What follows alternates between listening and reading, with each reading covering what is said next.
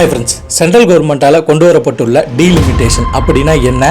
ஏன் முதலமைச்சர் மு.க. ஸ்டாலின் அவர்களும் சரி, திரு சீமான் அவர்களும் சரி, திரு விஜய் அவர்களும் சரி இதுக்கு எதிர்ப்பு குரல் கொடுக்குறாங்க? அதை தான் இன்றைக்கி பார்க்க போகிறோம். டீலிமிட்டேஷன்னா இப்போ நம்மளுக்கு லோக்சபா சீட்டு 534 இருக்குது. இதை 850 உயர்த்த போகிறாங்க மத்திய அரசாங்கம். இது 1971 பார்த்தீங்கன்னா அந்தந்த ஸ்டேட்டுக்கு ஏற்ற மாதிரி மக்களோட விகிதாச்சாரம் அடிப்படையில் அவங்களுக்கு எம்பி சீட்டு வழங்கப்படும். ஸோ எல்லா ஸ்டேட்லேயுமே மக்கள் தொகையை கண்ட்ரோல் பண்ணுங்கன்னு சொல்லியிருந்தாங்க. அதன் விளைவாக நம்ம தமிழ்நாடு கவர்மெண்ட்டும் நாம் இருவர் நமக்கு இருவர் இருந்தாங்க. அதுக்கப்புறம் நாம் ஒருவர் நமக்கு ஒருவர் இருந்தாங்க. ஸோ இது மாதிரி நிறைய விஷயங்கள் வந்துச்சு. பாப்புலேஷனும் கொஞ்சம் கொஞ்சமாக தமிழ்நாட்டில் கம்மியாச்சு, நம்மளோட பொருளாதாரமும் உயர்ந்துச்சு. அதே போல தான் ஆந்திரா ஆகட்டும் சரி, கேரளா ஆகட்டும் சரி, அவங்களோட பாப்புலேஷனும் கண்ட்ரோலில் இருந்துச்சு. ஆனால் எம்பி, பீகார் இந்த மாதிரி ஸ்டேட்ஸ் எல்லாம் பார்த்தீங்கன்னா பாப்புலேஷன் நீங்கள் என்ன சொல்கிறது, நாங்கள் ஏற்றிக்கிட்டே போகிறோன்ட்டு அவங்களோட பாப்புலேஷன் பார்த்தீங்கன்னா ரொம்பவே அதிகமாக தான் இருக்கும். இப்போ நம்ம வீட்டிலலாம் பார்த்தீங்கன்னா ஒரு 2 பேர் இருப்பாங்க, அவங்க வீட்டில் பார்த்தீங்கன்னா 4-5 பேர் இருப்பாங்க. ஸோ இப்படி தான், அதாவது எம்பிலலாம் பீகார்லலாம் பாப்புலேஷன் ரொம்பவே அதிகம். ஸோ அதனால் அவங்க ஸ்டேட்டுக்கு ஏற்ற மாதிரி எம்பி சீட்டை வழங்கினாங்க. இப்போ நம்ம தமிழ்நாட்டில் எத்தனை எம்பிக்கள் இருக்காங்கன்னு பார்த்தீங்கன்னா ஒரு 39 எம்பிஸ் இருப்பாங்க.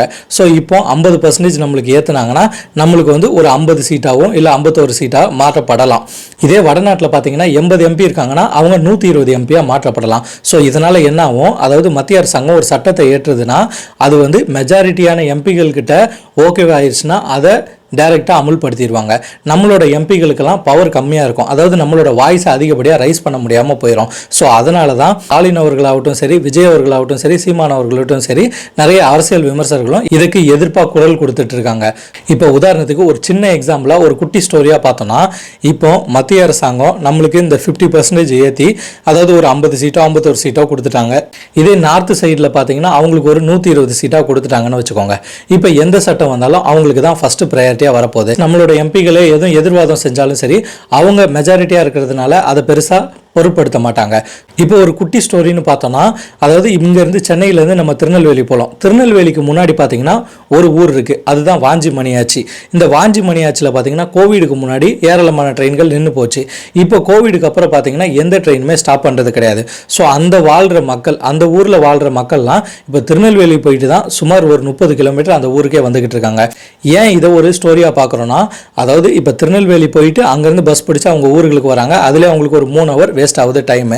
அது மட்டும் இல்லைங்க, இப்போ இவங்கெல்லாம் பெட்டிஷன் எழுதி போட்டு அந்த எம்பி கிட்ட கொண்டுட்டு போய் சேர்த்து அந்த எம்பி அங்கே ராஜ்யசபாவில் இதை பேசினா கூட மற்ற மெஜாரிட்டியான எம்பி இருக்கிறதுனால அதை பெருசாக அந்த சட்டம் அமல்படுத்துறதுக்கு ரொம்பவே டிலே பண்ண வாய்ப்பு இருக்குது.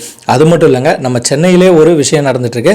அதாவது பார்த்தீங்கன்னா உங்களுக்கு இந்த பக்கம் மீனம்பாக்கம் இருக்குது ஏர்போர்ட்டுக்கு நடுவில் இருக்கிறது தான் திருசூலை. இந்த திருசூலத்தில் பார்த்தீங்கன்னா 3 மலைகள் இருக்குது, இங்கே குவாரிகள் இருக்குது. ஸோ இது ஒரு குட்டி ஊட்டி மாதிரியே இருக்கும் பார்ப்பதுக்கு ஃபீலிங் அப்படி. ஸோ இப்படியாப்பட்ட இடத்துல பார்த்தீங்கன்னா ரயில்வே ஸ்டேஷனில் இன்ற வரைக்கும் ஒரு சப்வேவோ ஃப்ளைஓவரோ கிடையாது. ஸோ மக்கள்லாம் வேலைக்கு போயிட்டு வரதுக்கும் சரி, ஹாஸ்பிட்டல் விஷயமா, ஒரு எமர்ஜென்சி விஷயமா ஒரு ஆம்புலன்ஸ் வரது கூட வழிகள் கிடையாது.